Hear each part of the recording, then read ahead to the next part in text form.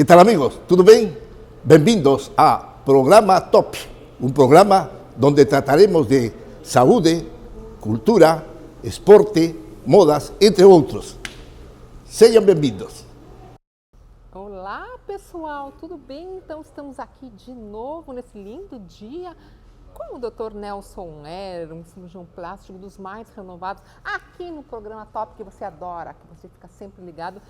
E hoje, especialmente, um dia que vamos ter uma pauta bem interessante, né, Dr. Heller? Câncer de pele.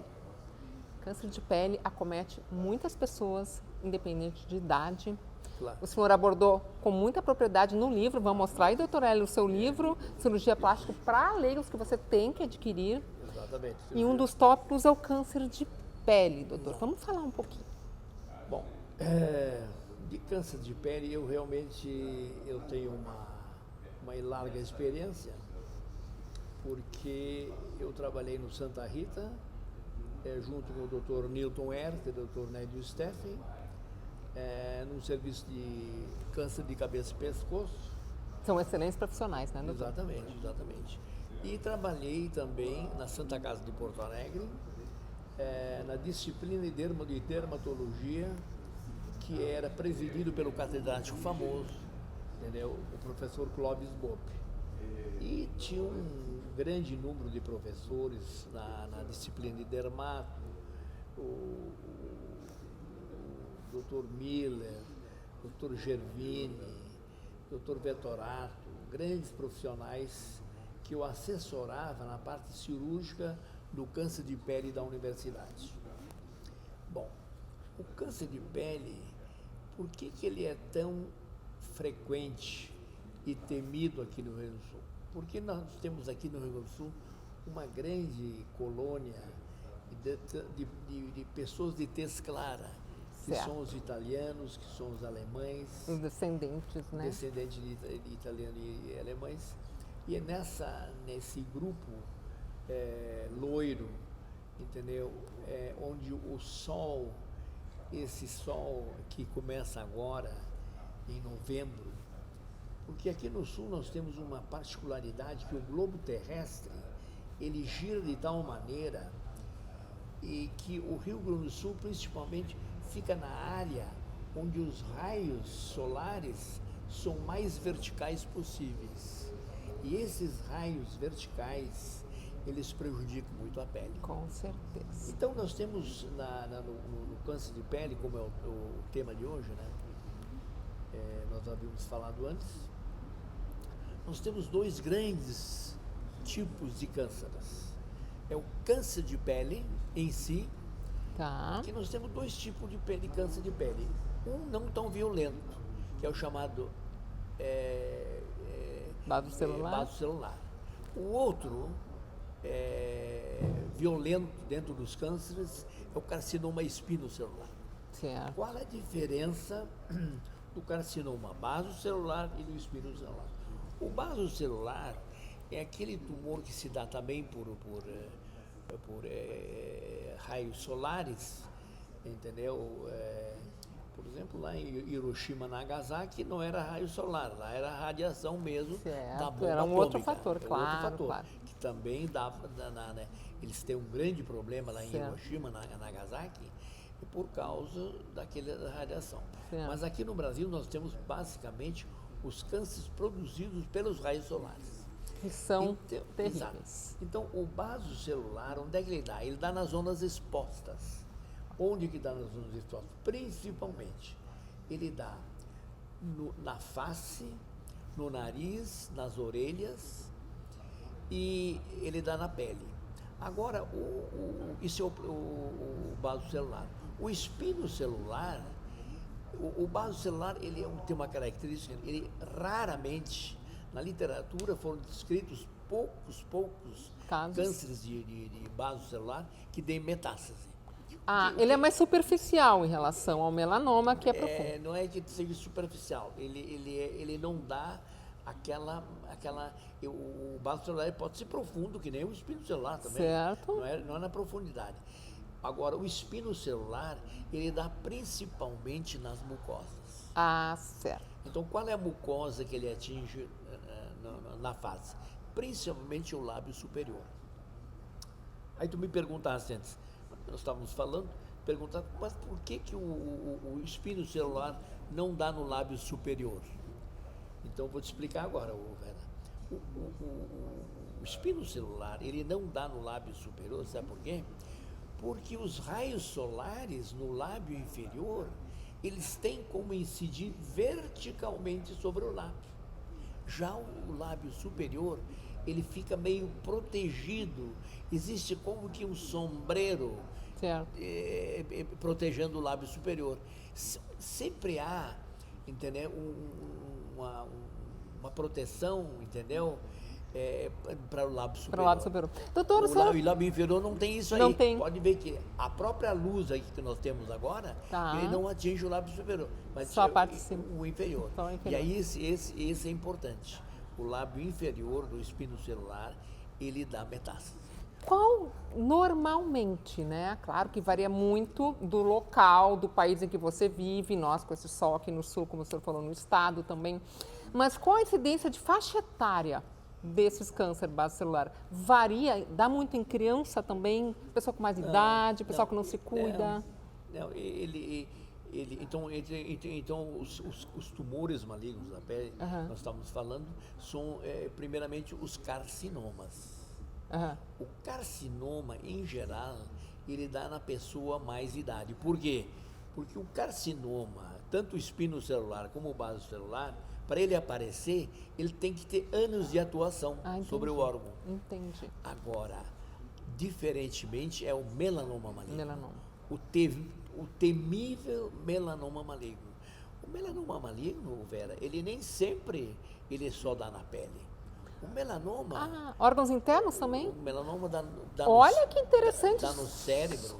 Aqui no programa top, vocês ficam sabendo o que o doutor Hélio está nos passando agora. Exatamente. Pode ser em órgão interno. O melanoma maligno, ele dá na pele. Mas ele não só dá na pele. O melanoma pode dar no cérebro. Olha só. E existe um tumor, entendeu? Principalmente da criança, que se faz o diagnóstico pela pupila e dá um certo brilho. O melanoma, ele dá no olho, sabe o olho? Na retina. Meu Jesus. E por que ele dá na retina? Por que ele dá na retina? Porque a retina tem muito pigmento. Tá certo. Entendeu? Aqueles pigmentos que nós temos no corpo, a retina tem em quantidade.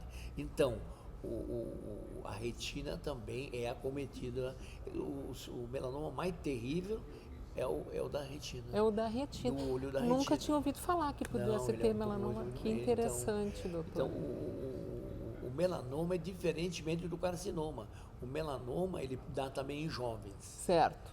Dá no adulto jovem, dá no velho. Por isso, doutor, que existem muitas crianças hoje cujos pais, não sei se orientado pelos oftalmos, enfim, os médicos especialistas, estão usando óculos escuros, já desde pequeno para... É a incidência solar que pode causar o melanoma nos olhos? Pessoas que vão muito à praia, claro. Exato. O óculos escuro protege, né? Protege. Com a proteção certa, né? E então, o melanoma, ele ao passo que nos carcinomas, em geral, o tratamento basicamente é cirúrgico, já o melanoma entra muito além da cirurgia, entra a quimioterapia, terapias se não descoberta a modernas, tempo, né, doutor? Exatamente. E muitas vezes ele é silencioso, né, doutor? Você não... eu digo por mim mesmo, que já tive melanoma, e nas costas, e não senti coceira, nem sangramento, que são as principais características, né, por melanoma na pele.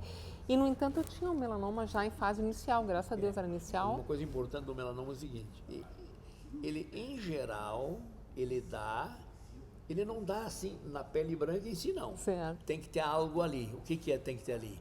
É um sinal preto. Um sinal preto. Aquele sinal preto enegrecido. Que tipo foi o que me carvão. ajudou. E supomos se o telespectador, entendeu? Ele tem um sinal, uma mancha escura. Aquela mancha escura e tal, isso aqui não é nada, não me incomoda. Quando que o telespectador, ele tem que consultar um médico cirurgião plástico ou o seu dermatologista, quando esse sinal, ele dá sinais de modificação. Perfeito. Quais são os sinais de modificação de um sinal que está malignizando? Primeiro, ele aumenta de tamanho. Ok. Segundo, altera a pigmentação. De uma pigmentação, digamos, não tão escura, marrom, claro, ele, de repente ele vai para um marrom escuro e enegrecido. E um sinal muito terrível é quando esse sinal preto, além de crescer, Certo. modificar de tamanho, ulcera e sangra. Exatamente. Então, aí que é o grande problema, esse sinal preto. Aumentou de tamanho, alterou de coloração, ulcerou e sangrou. Esses Certo. são os sinais que o telespectador tem que... Se tem um sinal que com essas características... Então, tem várias características. Vamos anotando, pessoal, tem que ter muito cuidado. Alterou de tamanho, alterou de Coloração, né? coloração, sangrou. E sangrou. Entendeu? A coceirinha. As bordas, por exemplo, muitas vezes, as bordas do sinal, elas se tornam, entendeu, imprecisas.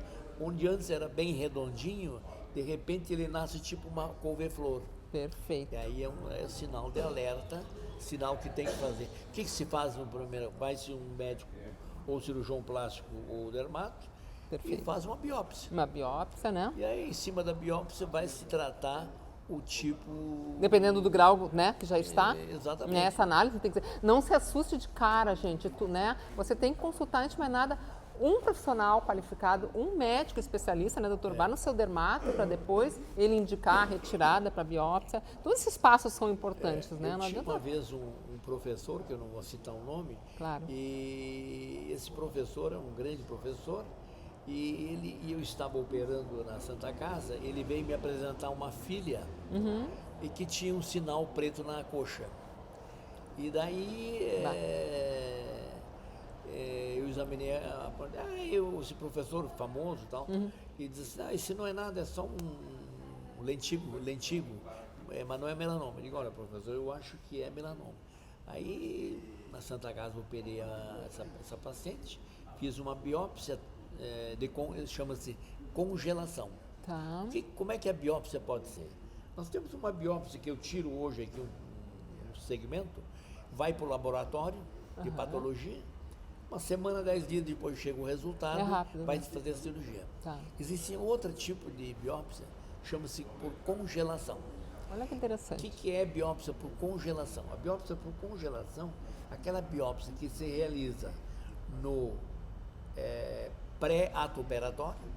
Tá. Claro, para isso tem que ter o quê?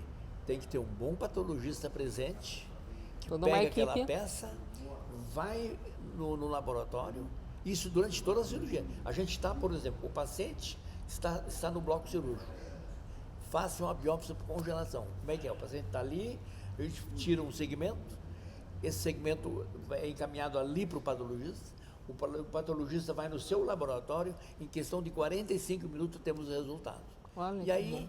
de acordo com o resultado, Já se faz faz a a cirurgia. áreas livres, né? Área clínica. Tá bom. Aí, por exemplo, com a margem menor, o maior. Ou maior, dependendo da profundidade, né? Do Depende da estágio. O estágio, É, depende da profundidade, claro. depende de essa parte tudo, vai se dar a margem Certo. cirúrgica.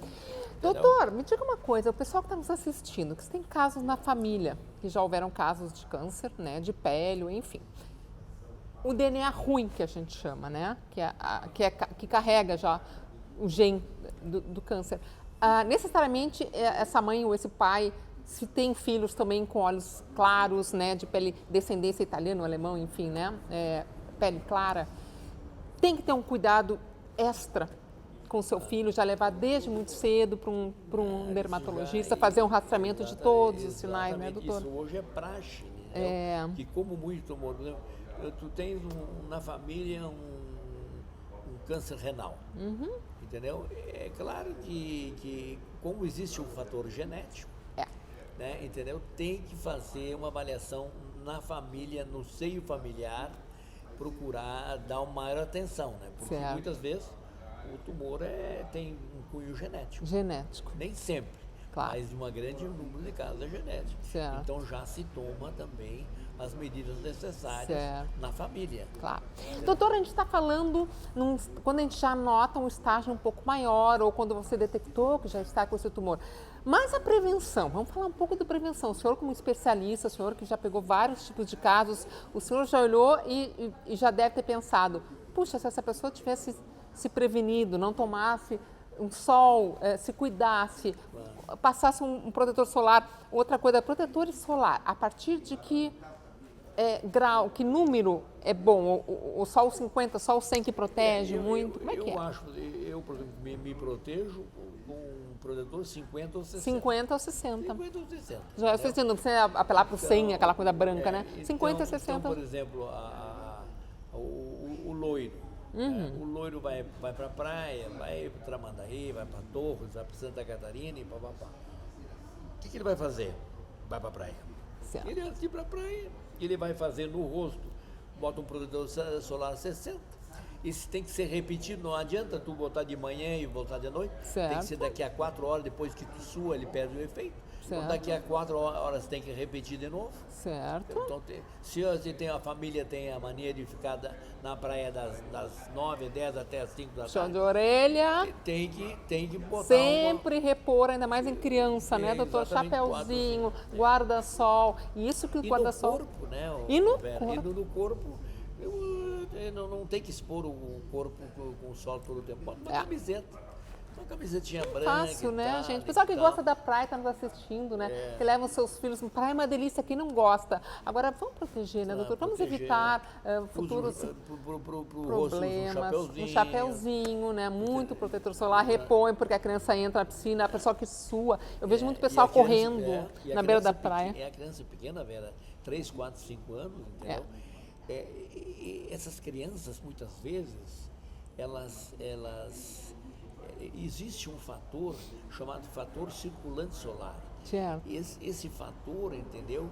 Ele aparece com números maiores de exposições. Certo. Então, o indivíduo, por exemplo, que tem mais chance, dois loiros, 2 gêmeos, mas aquele cara que levou sol, Certo. entendeu? Uma bagagem grande de radiação solar, ele vai ter mais fácil de desenvolver câncer do seu irmão gêmeo. Tem Então, isso também, né? Outra coisa, pessoal, outra coisa super importante. Doutor Heller, o câncer de pele acomete todas as raças também? A raça negra também tem incidência de câncer de pele, raça menos, negra, por causa da melanina, né? Por causa A raça negra tem, principalmente dentro dos cânceres, ela tem muito melanoma. E uma coisa Também. engraçada é o seguinte, melanoma muitas vezes na parte branca do pé, Viu só? entendeu? Viu só? Tem que cuidar. A pessoa com a negra tem que Tem que cuidar também, né? E o loiro é de acordo. Tem indivíduo, por exemplo, aquele cara que porque o nosso índio não tem câncer de pele. O índio não tem câncer de pele. E vive Mas por quê? desprotegido. Porque ele tem, primeiro, ele anda na mata, né? Quer dizer, muitas vezes ele não anda no sol direto, né? Certo. Ele anda no mato, tá? Mas segundo, o índio, ele tem aquela tez marrom, entendeu? Ele já é um protetor. Tá, entendi. Não dá para comparar, por exemplo, um índio com um sueco, Certo. com um alemão branco, Certo. com tez branca. É a cor também da cor, pele, né? entendeu? Quanto Então, mais claro. Aquela cor branca, entendeu? Eu, por exemplo, minha família é tudo loiro, né? Certo. Tudo branco. Então, as minhas tias, tanto da parte da minha avó, do primeiro casamento, que eram o sobrenome Cip, que eram ruivos, tem 2, 3 tios com câncer de pele. Aí minha avó casou com o Heller, era meu pai, e tinha 2 tias. Os 3, as 2 irmãs dele, meu pai, os 3 com câncer de pele. Interessante, né? Então, por quê? Hereditário. Porque são É um gene. loiros, ruivos, trabalhavam na agricultura. Principalmente o pessoal que trabalha na agricultura, né? Que fica aí com o rosto exposto, Mão. mão. Trabalha na agricultura e os veleiros, né? E os veleiros. Os O pessoal que usa- veleja, né? que veleja muito também. Porque Surfista dá muito também, doutor, ou não? Também. Né? Essa galera que gosta Mas do o surfista, sol. em geral, o surfista, ele se protege muito com a própria água, né? Ah, verdade, também, né? Entendeu? Então ele não... E eu acho que é uma galera que tem um conhecimento maior sobre isso. Talvez, Eles sabem, mas eu porque acho como eles que- vão não, mas eu ficar... acho que nem conhece a água, Protege. entendeu? Aquilo já é uma proteção. Com certeza. Então o surfista tem essa vantagem. Com certeza. A gente não vê que o surfista com câncer de pele e tal. Qual é o estado com maior incidência de câncer de pele? É o Sul? É o sul. É o Sul.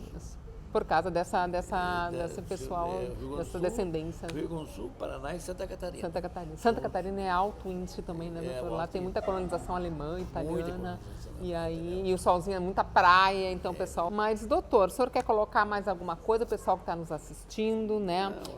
Esse é um dos vários tópicos que tem no seu livro, né, doutor? Que o senhor aborda uma série, uma gama enorme de Esse meu livro cirurgias. aí foram 42 cirurgiões que Tá, participaram. 42, olha só. Então nós abordamos nesse livro toda a cirurgia plástica. Que Desde bacana. a cirurgia plástica da mama, cirurgia da face, lipoaspiração. Só para ter uma ideia, nós temos 42 tópicos. 42 Vê tópicos. como a cirurgia plástica é ampla. É né? ampla, E é cada ampla. especialista aqui, esses 42 cirurgiões, colaboraram comigo nessa aí. Ah, mas eu estava te falando, né, desse livro aqui, né, que o professor Pitangui fez a introdução. A introdução, olha que chique, pessoal, doutor Hélio, mostrando um livro cujo o Pitangui, doutor Pitangui, o Pitangui, um dos maiores cirurgiões do mundo, O maior cirurgião do mundo. né, exatamente. fez Ele com certeza, com ele muito fez carinho. Ele fez a apresentação A do livro. apresentação do livro, olha que bacana, É. e com certeza já baliza já. E doutor, enfim, são vários especialistas, né? 42. 42 nesse livro. Eu tenho uma curiosidade que com certeza o telespectador também deve ter. Quem faz mais cirurgia plástica, homem ou mulher? A mulher, com certeza. Mulher. Eita, bicho vaidoso. Mas é bom para autoestima, o homem também faz, com certeza, das mais variadas e diversas. O homem começou a fazer cirurgia plástica, principalmente começaram a fazer o homem a ginecomastia. Ginecomastia. Vamos explicar o que é para quem está nos assistindo, a ginecomastia? A ginecomastia é o aumento da mama no homem, Certo. principalmente diagnosticada já na juventude, Certo. 16, 17 anos, aquele jovem, de repente, ele tem suas mamas aumentadas. Uhum. Isso aí é muito familiar, Tá. genético, entendeu? Mas também pode ser problema de obesidade, né? Também, olha só. Por exemplo, aquele indivíduo, entendeu? Que teve um sobrepeso, Tá. emagreceu, E ficou mas a gente com a não mama. sabe por que na mama aquela gordura não vai toda embora. Olha que interessante. Então o indivíduo emagreceu, ficou no peso e ficou a ginecomastia para trás. E vai lá, faz uma correçãozinha. Então a ginecomastia tem dois grandes capítulos, né, da ginecomastia. Tem a ginecoplastia, que é só gordurosa, Tá. e tem aquela ginecomastia que é mais glandular. Então o tratamento de uma e de outra é bem diferente. Bem diferente. Quando a ginecomastia é só gordurosa, nós a tratamos com somente lipoaspiração. Perfeito.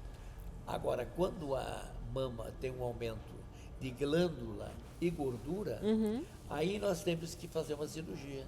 E a cirurgia é uma coisa bem simples, pode ser feito com anestesia local, concentração. Uma reduçãozinha, né? Ou faz uma incisão pelo bordo da areola inferior Certo. e se tira a glândula por cirurgia. Claro. E se tem gordura além da glândula, se faz concomitantemente uma lipoaspiração. Perfeito. Isso é muito frequente então, no Perfeito. homem, principalmente no homem jovem. Mas muitas vezes no jovem não opera, ele passou desapercebido, passou sofrendo durante Certo, toda é verdade. a vida, não tira a camisa por nada, está Tá, sempre de camiseta exatamente. para esconder sua mama. Entendeu? Pra É uma esconder coisa sua mama. simples, Super é um simples, procedimento É rápido, né? anestesia local, Sem- sem maiores problemas. Doutor Heller, as mulheres, principalmente, que o senhor falou, são as que mais fazem cirurgias, né? Qual o número máximo de cirurgias por paciente no dia pode ser feito? Porque umas aproveitar, vou fazer glúteo, vou fazer mama junto, vou fazer lipoaspiração. Tem um número máximo, ou seja, que o organismo aguenta, o senhor diga, olha, você não vai poder fazer tudo isso uma vez só. Isso é interessante. Uma pergunta interessante é o seguinte. Primeiro, se esse cirurgião trabalha com uma equipe grande, Tá. ou se ele trabalha com uma equipe grande, poderia se fazer, por exemplo, a mama e o abdômen junto. Ok. Entendeu? Então, uma equipe vai tratando a mama, outra vai tratando... Mas se o cirurgião, por exemplo, opera ele sozinho, só com um assistente, aí então é melhor fazer só Uma um vez, procedimento, depois outro faz com a calma. mama, e depois com calma faz Com o certeza. abdômen. Abdominoplastia, né? A mamoplastia. É. Viu, mulherada? Você que está nos assistindo, que adora modificar, adora pensar em fazer uma cirurgia. É tão bom para a autoestima, né, doutor? A gente aconselha, se você acha que está precisando, vamos fazer, consulte sempre um médico da Sociedade Brasileira de Cirurgia Plástica, por favor, ok? Doutor, é o seguinte, o programa Top continua no próximo bloco, né? O senhor vai entrevistar daí o doutor Pedro Martins, que é um excelente, super renomado também cirurgião plástico. Eu tô ficando por aqui, mas não sai daí, porque a gente volta já já. E, gente, logo nós vamos vir com um programa aí de moda, de cultura, de entretenimento dentro do programa Top. Doutor, prazer enorme em vê-lo, né? E deixo para o senhor, então, o doutor Pedro Martins. A gente volta já já. Ótimo.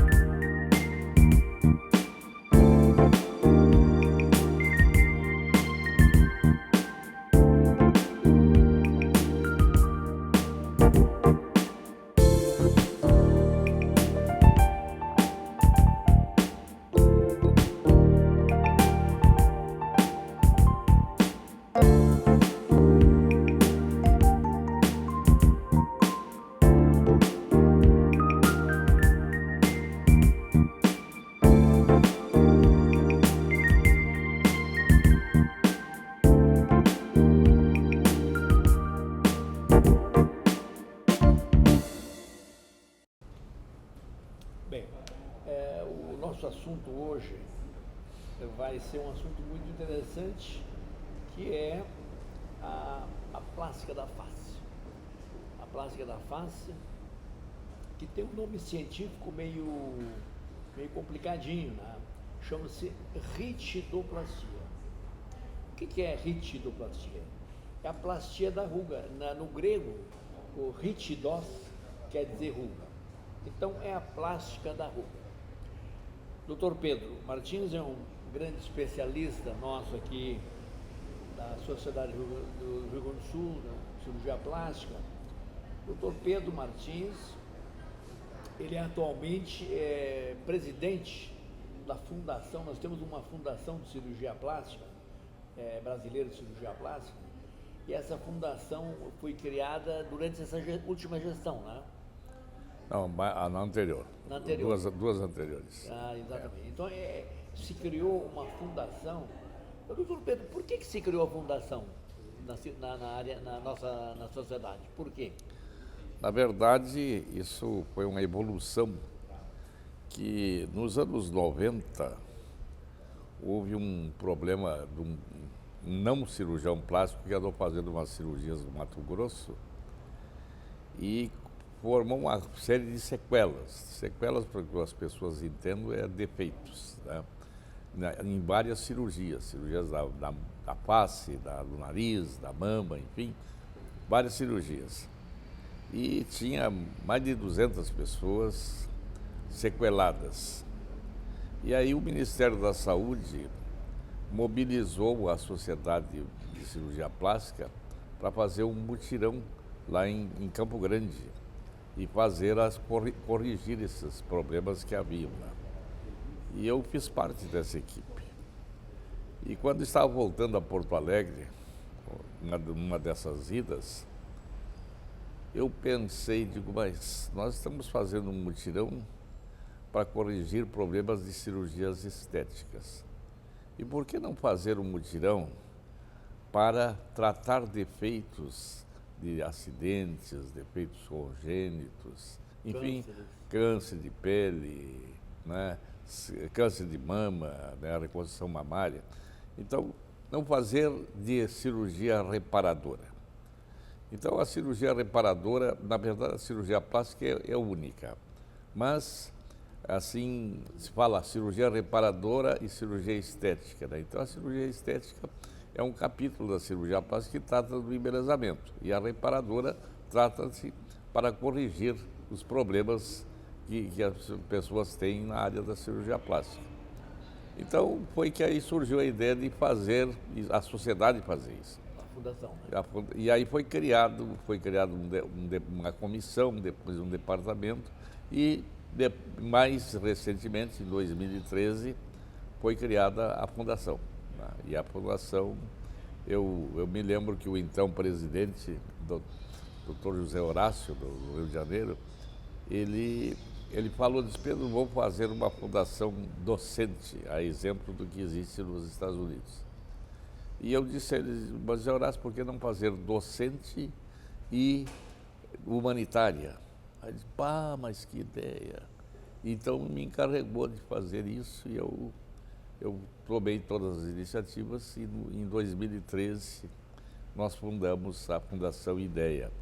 IDEA é uma sigla, é ideia com H no fim, IDEA, significa Instituto de Ensino e Ações Humanitárias. Essa é uma sigla do IDEA. Tá?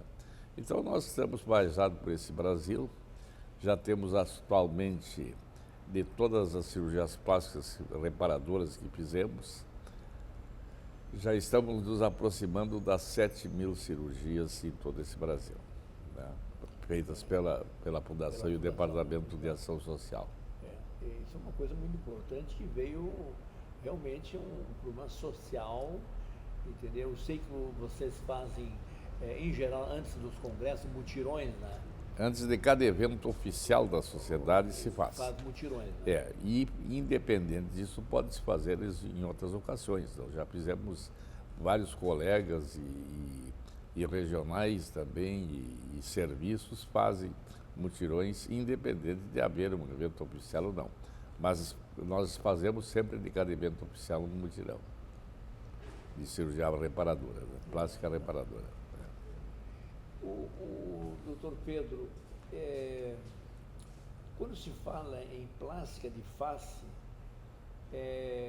vem a ideia do corte, né? Sim. Normalmente, para explicar para o telespectador, entendeu? Onde são, numa rede chamada uma plástica, né, de face convencional, onde se localizam as incisões para a plástica da face? Isso assim, veja assim, ó, antes de falar sobre esse assunto, nós temos que diferenciar cirurgia de procedimento.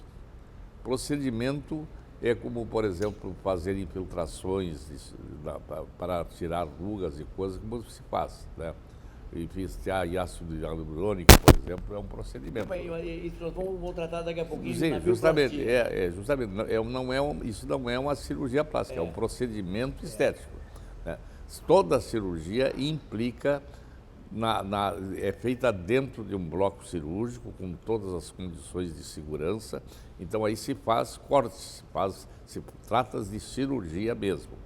Então, no caso das cirurgias da face, as incisões são feitas em locais assim, imperceptíveis. Então se usa, por exemplo, na orelha se faz ou passa por dentro da orelha aqui para não se enxergar, ou na frente da orelha que também não aparece, no trago. Então se faz isso aí, depois por trás da orelha, entra no cabelo, ou às vezes vem junto do cabelo, e aqui também entra dentro do cabelo, né?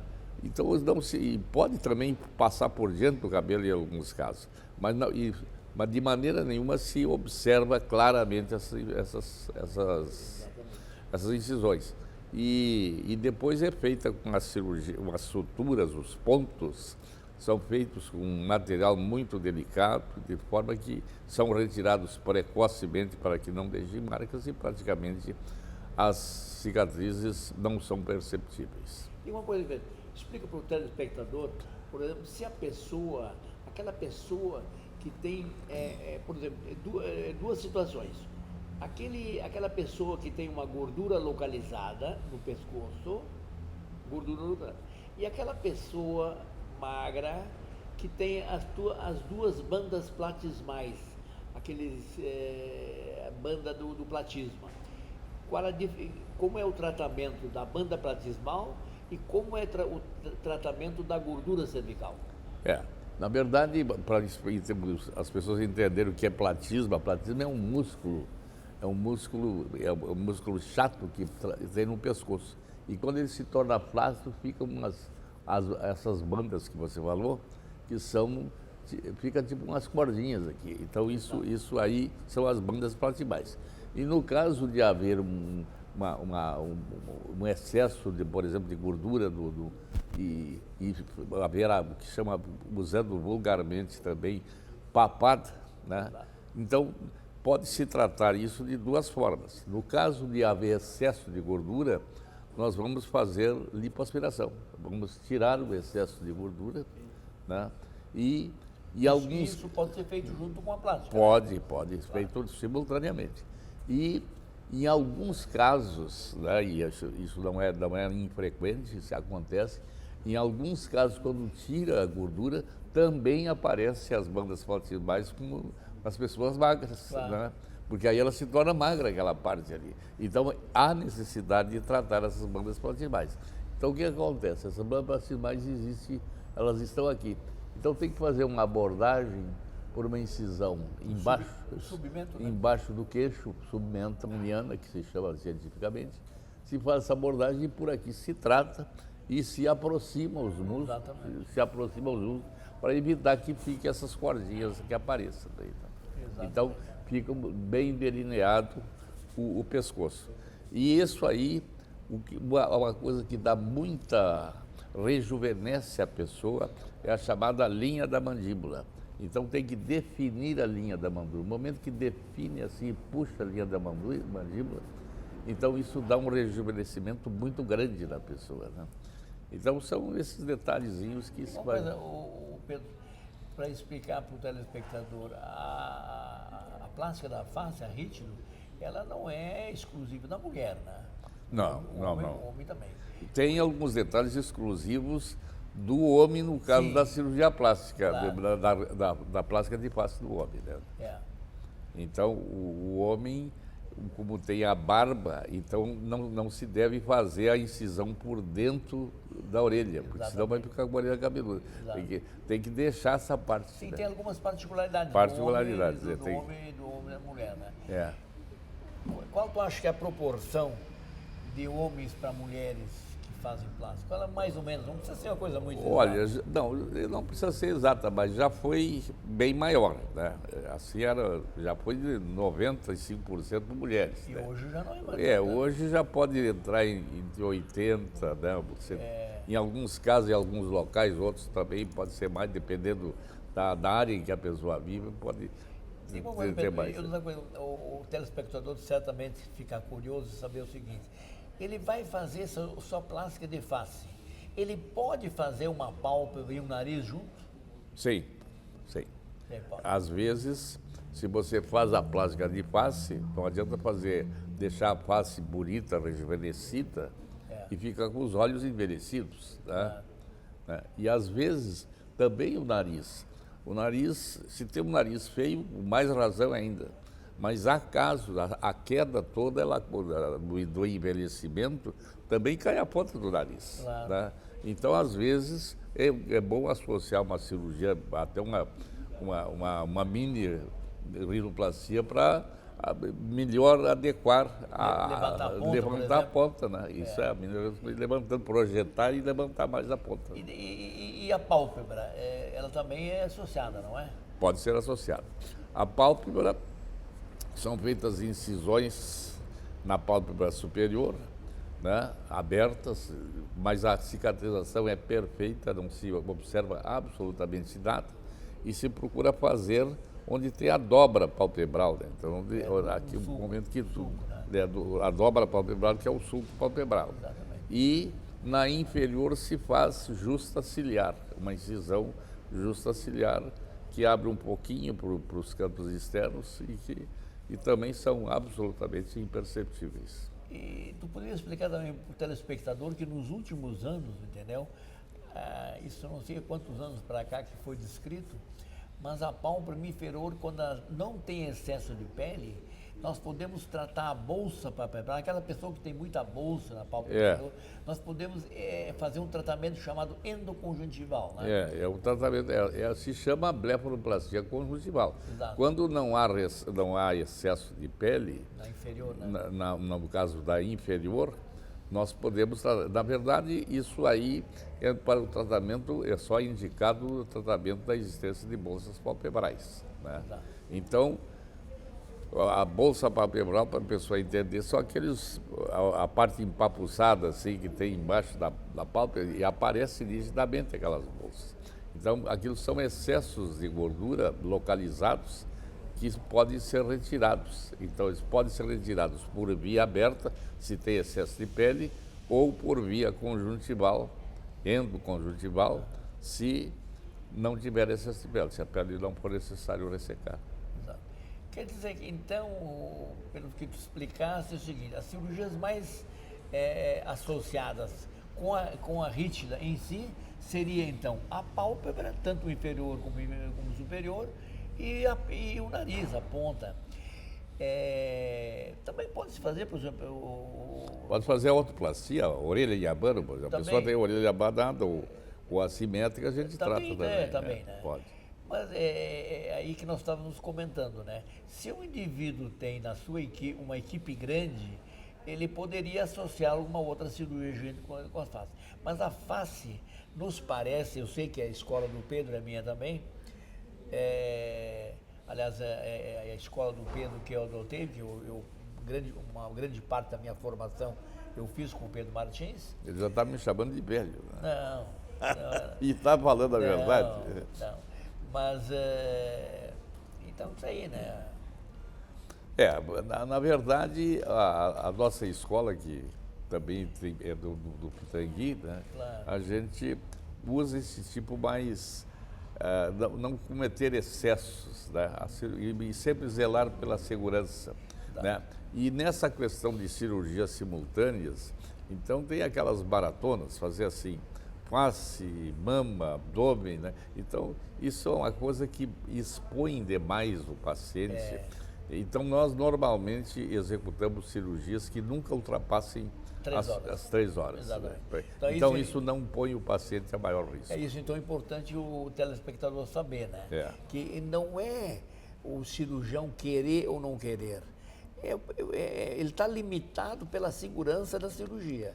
Cirurgia não deverá trabalhar. Claro que a cirurgia em geral vai mais do que 3 horas, porque tem a preparação. Sim. Cirurgia que está marcada para 7h30, o telespectador não vai pensar, nunca a cirurgia começa às 7h30, ela vai começar às 8h30. Não é como uma sessão de teatro, o cinema Exato. começa no horário certo. Não, existe toda uma preparação, né? Mas o telespectador sabe, né, que uma cirurgia que está marcada para 7h30, o paciente já tem que estar no hospital às 7 horas, vai fazer seus papéis, vai entrar no bloco às 7h45, mas o procedimento vai começar às 8h30. Tem a infiltração.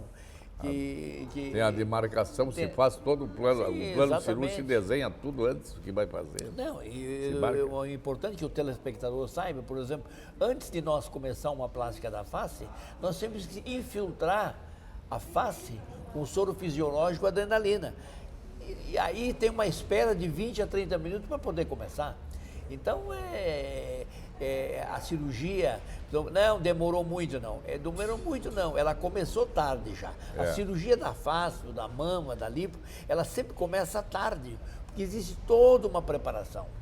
Tu está querendo dizer que é o seguinte, que o momento da entrada do bloco cirúrgico E a saída do bloco cirúrgico não corresponde exatamente ao que foi o tempo de Sim, cirurgia. a cirurgia, O tempo da cirurgia levou muito menos. Sim, depois a cirurgia começou 8h30, terminou 11h30, mas a paciente vai sair do bloco meia hora, 1 hora, porque tem o curativo, tem o preparo. Ela vai para uma sala de recuperação. Exatamente. Também, né? Então, mas o momento que sai do bloco, e entra e sai do bloco, demora, os preparativos, eles fazem com que demore mais do que a própria cirurgia. A cirurgia não é tanto assim, né? Ou então se fala, né, Pedro, podia explicar para os telespectadores, a cirurgia, digamos, da face, é uma cirurgia ambulatorial, ele não precisa internar, mas explica para o telespectador como é que é a permanência dele, esse aspecto. Hoje está já mais tempo, já nos anos 90 para cá, né, existe o chamado hospital-dia. Né? A pessoa fica um dia no hospital e sai. Exatamente. Né? Vai de manhã sem e sai internar, de tarde. Sem internar. Não interna. E em alguns casos, ele pode pernoitar somente. Né? Então, ele pernoita, nem vai para o apartamento, porque já sai da recuperação direto para casa. Então, a cirurgia chamada ambulatorial é aquela que não interna num quarto. Aqui interna num apartamento, né? Aqui interna no apartamento é internação. E agora a ambulatorial, ela pode ser ambulatorial com sala de recuperação e sem sala de recuperação. Se você, por exemplo, faz uma cirurgia pequena, né, uma anestesia local, ela faz a cirurgia local, não precisa se recuperar, pode ir embora direto da sala para casa. Mas sempre que faz um procedimento um pouco maior ou que tenha que recuperar de uma anestesia, tem que passar pela sala de recuperação. Né? Então, mas isso não deixa de ser uma sala ambulatorial, ela não chegou a internar no hospital. Exato. Vamos falar um pouquinho que agora modernamente muito se fala. Eu sei que tu não realiza tanto essas cirurgias, que os preenchimentos, né? A chamada bioplastia. Eu não sou, não é que eu não seja adepto, assim, na verdade, eu vejo que em alguns casos tem a sua indicação muito precisa, né? O que eu não concordo é que, por exemplo, substituir a cirurgia plástica por preenchimento. Claro. O preenchimento é um procedimento complementar à cirurgia plástica ou de pessoas que não necessitam de cirurgia plástica e precisam corrigir pequenos defeitos. Então, estéticos, né? Então, isso aí é o procedimento. Eu sou a favor disso, né? Só que eu não faço, eu não executo. Dentro da minha equipe tinha pessoas que fazem isso, entende? Que fazem. Então, isso eu acho que os preenchimentos têm toda a indicação. Bom, mas aí é o seguinte, nos preenchimentos é algo que eu faço, entendeu? Nós temos os preenchimentos de 2 tipos, para o telespectador saber. Nós temos aqueles transitórios, que duram 6 a 8 meses, todos os derivados dos ácidos hialurônicos. Né? O que é um ácido hialurônico? O ácido hialurônico é uma substância injetável chamado ácido hialurônico. Ele tem uma duração de 6 a 8 meses e pode ser usado para preenchimento do lábio, preenchimento do ângulo da mandíbula, preenchimento da região malar. São os ácidos. E nós temos também as substâncias inabsorvíveis, que não se absorvem. Os chamados os derivados do ácido polimetilmetacrilato. O polimetilmetacrilato é principalmente indicado nas regiões duras, quais sejam no ângulo da mandíbula e no malar.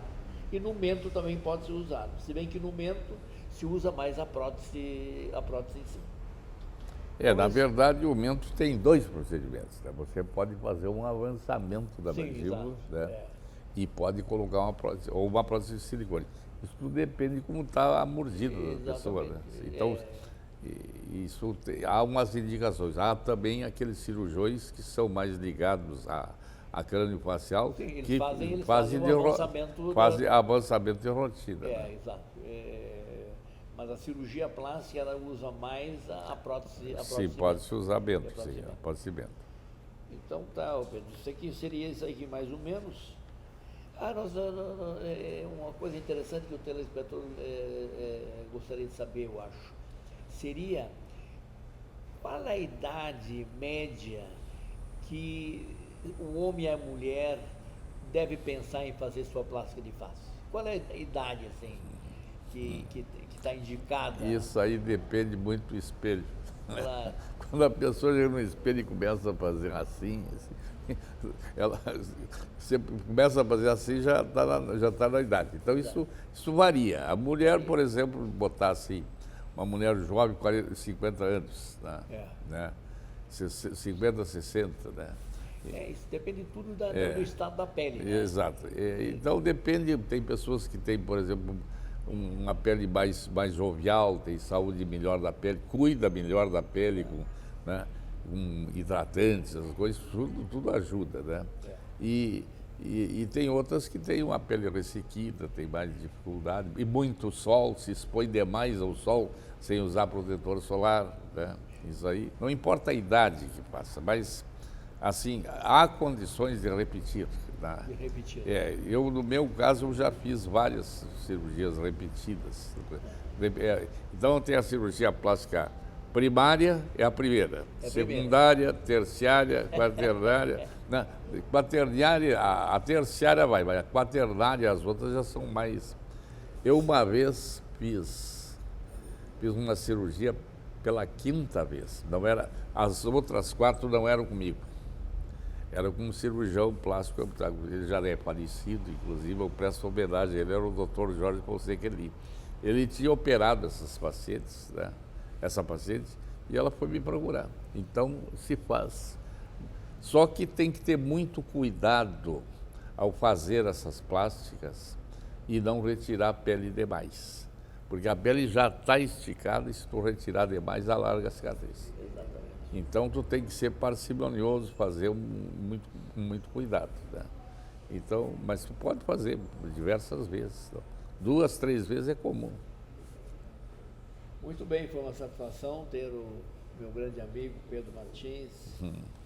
Satisfação foi minha. Reveu o Nelson. Exato, revivendo bons tempos. E vamos lhe convidar aí outras vezes aí. Tá bem? Prazer. Bien, amigos, eso fue todo por hoy. Muito obrigado por estar conosco y convidamos você para nuestro próximo programa, siempre aquí, no Hotel Everest, na rua Duque de Caxias, Porto Alegre, Rio Grande do Sul. Até mais.